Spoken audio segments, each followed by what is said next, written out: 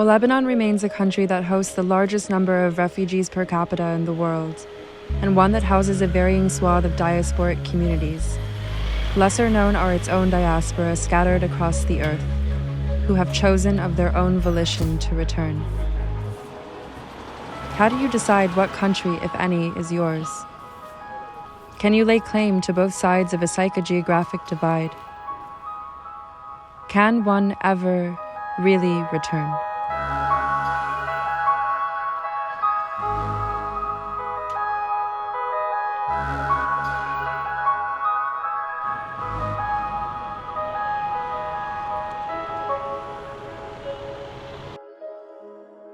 I'm a writer and producer and creator of Nour Jan Presents This Diaspora Life, which is a multimedia project that uses oral histories and archival music to do ethnographic deep dives into different diaspora communities around the world. Knowing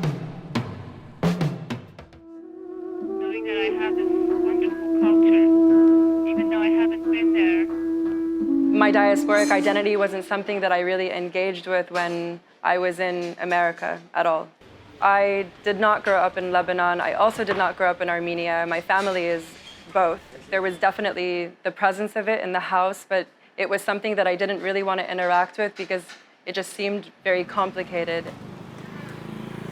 When I was older, I started to become more curious about this part of my ancestral inheritance. And so I started to ask my grandmother a lot of questions and to learn really about our family's relationship with the genocide and their migratory pattern. And I went back with my mom to Soviet Armenia. And then from there, I went to where my grandparents are both from, which is Lebanon. I used my grandmother's knowledge to reconstruct her memory and go back to her birthplace, which is Baalbek, which is where the Roman ruins are a few hours outside of Beirut.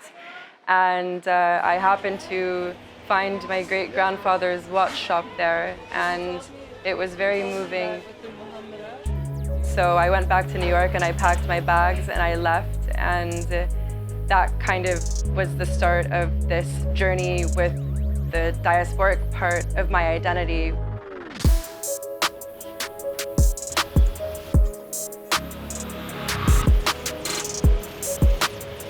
I definitely arrived with a lot of romantic notions about the country and about what my relationship to it would be. And I actually happened to move here right before the revolution began. And so the revolution was the perfect breeding ground for this reckoning that I was having with my identity. The socio-political upheaval in the country, there was just this feeling of having to be extremely present and extremely grounded and to be highly adaptable at any given moment of the day.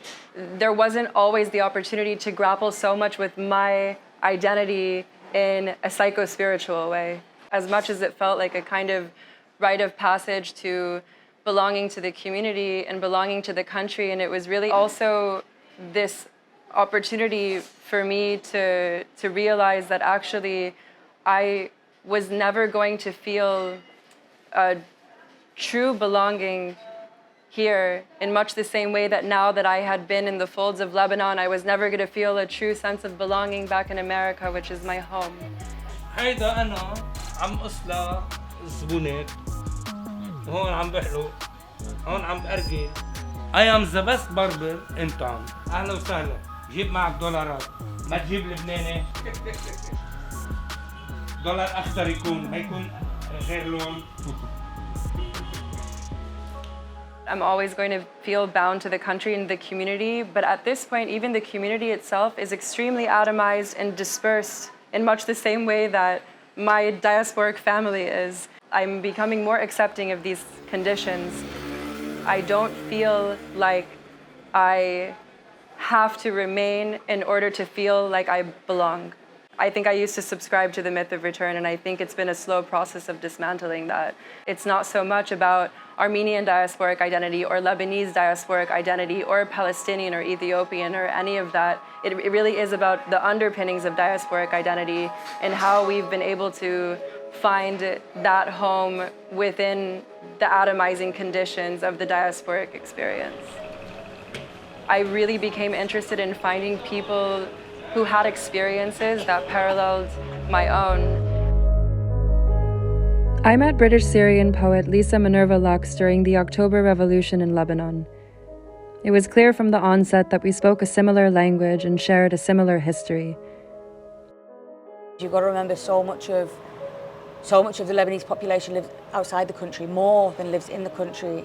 So is a country contained in the made-up borders of land, or is a country contained in our bodies, and therefore countries can walk on 2 feet wherever we take them?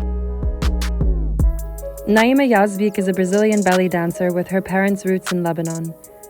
While her family never returned, Naima felt compelled to visit in search of her roots.